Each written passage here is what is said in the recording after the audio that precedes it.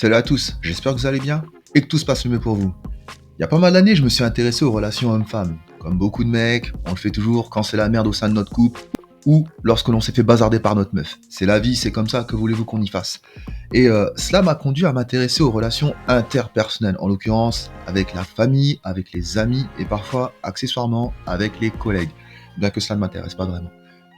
Et il y avait des choses que je connaissais déjà, d'autres que je soupçonnais, et certaines que j'ignorais totalement, quoi. Parce qu'au fond, je dois l'avouer, j'ai toujours eu du mal avec les gens en général, mais ce que j'ai vécu, lu et appris depuis m'a ouvert les yeux.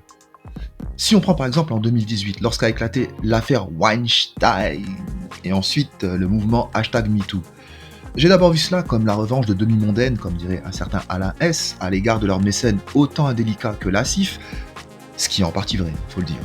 Mais cela a aussi permis de libérer la parole des femmes et d'ouvrir les yeux à pas mal de mecs, dont moi. Ce phénomène nous venait du pays de l'oncle Sam et a été décliné sous différentes versions locales.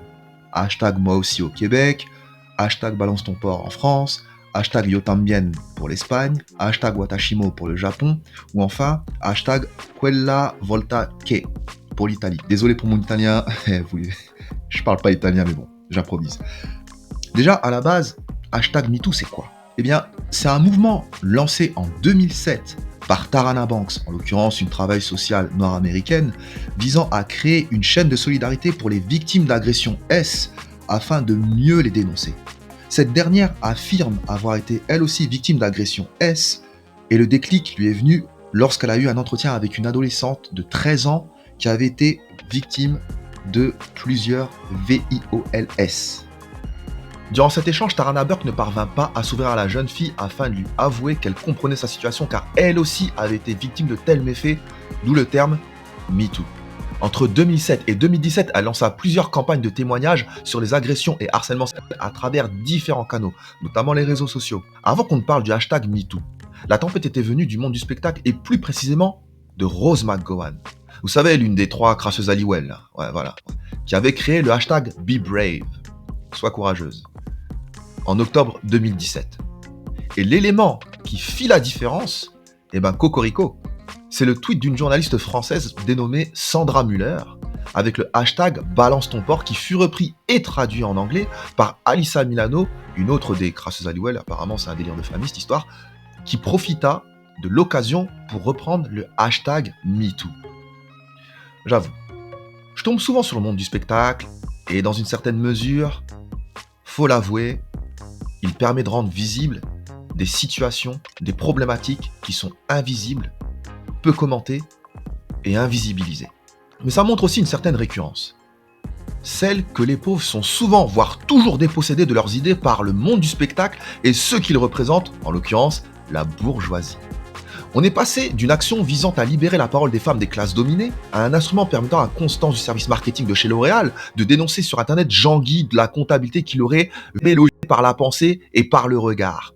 Mais c'est pas vraiment de ça qu'il est question, car en 2018, j'ai aussi réalisé à quel point beaucoup, mais vraiment beaucoup d'hommes pouvaient se comporter comme des crétins, des cons, voire des brutes. Je m'extrais pas du tout du lot, loin de là. Car quand j'étais ado, j'étais pas le couteau le plus aiguisé du terroir en termes d'élégance et de galanterie. Faut l'avouer. Tu cherches à attirer l'attention des meufs, mais in fine, tout ce que tu obtiens, c'est d'un côté que dalle, et de l'autre côté une meuf ou des meufs qui ressentent une crainte à la vue d'un mec qui te ressemble, voire carrément de tous les hommes. Je peux vous garantir que vous en menez pas large quand une meuf vous raconte l'agression ou le dont elle a fait l'objet plus jeune de la part d'un voisin, d'une connaissance, d'un parent ou d'un inconnu. Ni quand vous apprenez qu'un membre de votre famille a été battu pendant plusieurs années par son petit copain.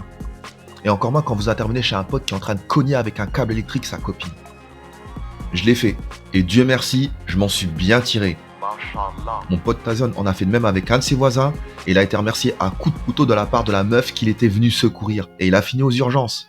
Et je vous raconte pas le goût de merde que vous avez sur la langue quand vous apprenez qu'une personne de votre entourage est un violent, ou quand vous serrez la main d'une personne qui a été incarcérée pour des histoires troublantes de pédophilie. Zéro mytho, les gars. Tout ça, c'est du vécu, de première main. Cadeau. Jugez pas un livre à sa couverture. C'est surtout à ça que ressemble la France. Enfin, la France d'en bas. Celle qui se montre sans maquillage et contouring. Contrairement à celle d'en haut. Aujourd'hui, j'ai assez de recul pour bien cerner les choses.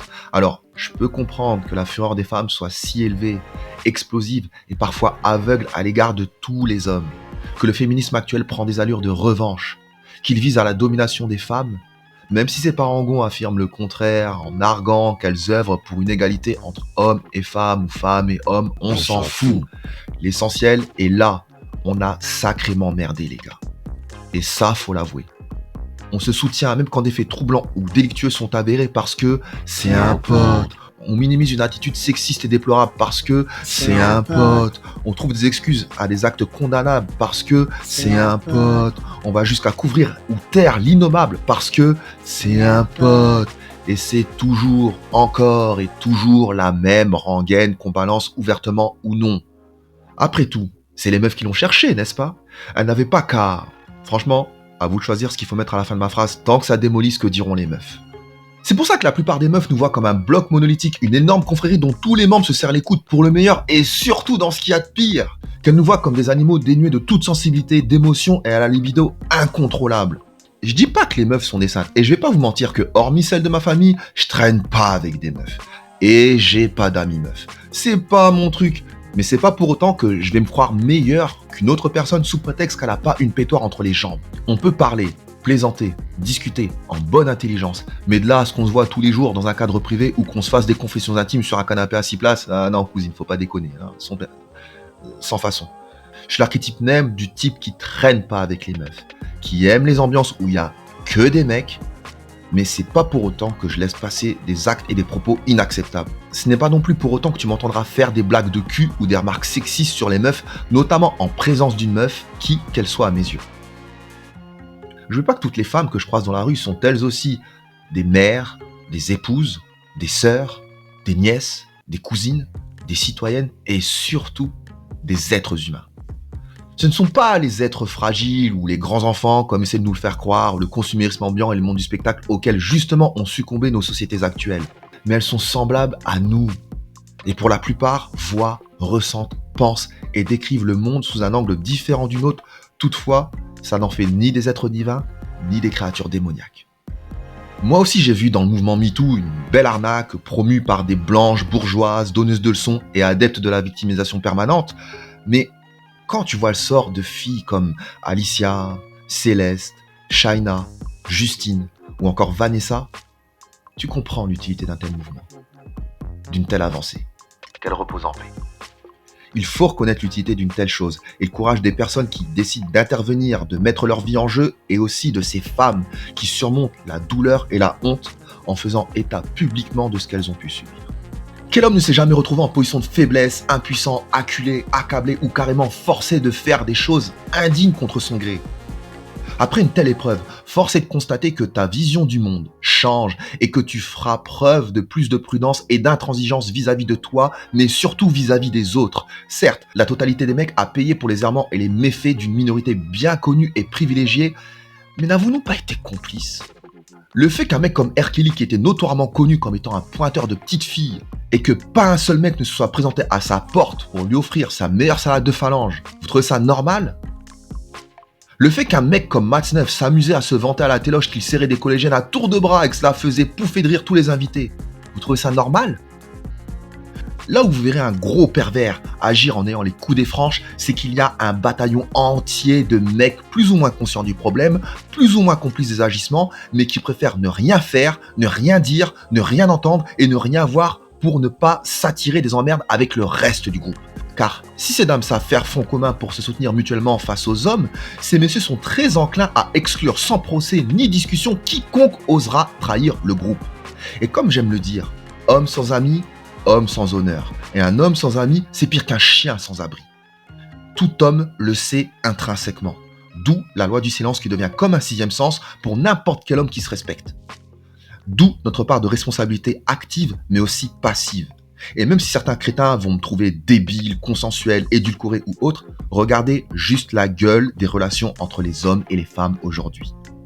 Vous avez vraiment envie de vous marier aujourd'hui? De fonder une famille avec une personne sur laquelle planera constamment l'ombre de la méfiance? De laisser votre fille déambuler dans ce merdier pareil que représente le monde aujourd'hui? Plusieurs domaines ont parlé des violences commises à l'égard des femmes, comme le cinéma, le patinage artistique ou encore la gymnastique. Des personnes ont été jugées et condamnées pour ça. R. Kelly, Harvey Weinstein. D'autres ont vu malheureusement leur carrière brisée et leur vie sociale anéantie. Je pense à Harry Habitant par exemple. Car ouais, des femmes ont menti pour attirer l'attention et monnayer cela contre un retour pécuniaire, mais ce n'était qu'une minorité. Des mouvements comme le hashtag #MeTooLesbien, qui était censé libérer la parole de certaines femmes ayant subi des violences de la part d'autres femmes, ont été tués dans l'œuf. Et il est vrai qu'en dehors des hommes qui ont été condamnés, les choses n'ont pas vraiment bougé. Excepté dans le monde du travail où beaucoup de mecs évitent soigneusement maintenant de trop fraterniser avec leurs collègues féminines. Mais honnêtement, moi, ça me dérange pas puisque vous savez, mentalité Mike Pence. Moi, je suis comme ça. Bref. J'ai pas de solution pour faire en sorte que des cons deviennent des bons. Et je parle autant des hommes que des femmes. Je dis pas non plus que je détiens la vérité universelle. Peut-être que je me trompe ou que j'ai commis pas mal d'écueils dans tout ce que je viens de vous dire. Mais dire que le mouvement MeToo équivaut aux 7 plaies d'Égypte est de mon point de vue une belle connerie. Je dirais que c'était plus une opportunité de mettre les choses à plat, mais comme pas mal de choses, en Occident, ça s'est terminé en eau de boudin.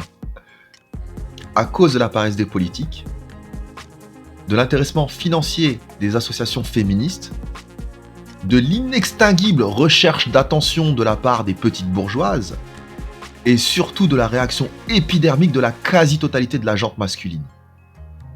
Et pour conclure, je paraphraserai l'archevêque Desmond Tutu. La parole est très puissante. Elle ne décrit pas seulement la réalité, elle crée la réalité qu'elle décrit. Je vous remercie pour votre temps et pour votre attention. À très bientôt. Au revoir.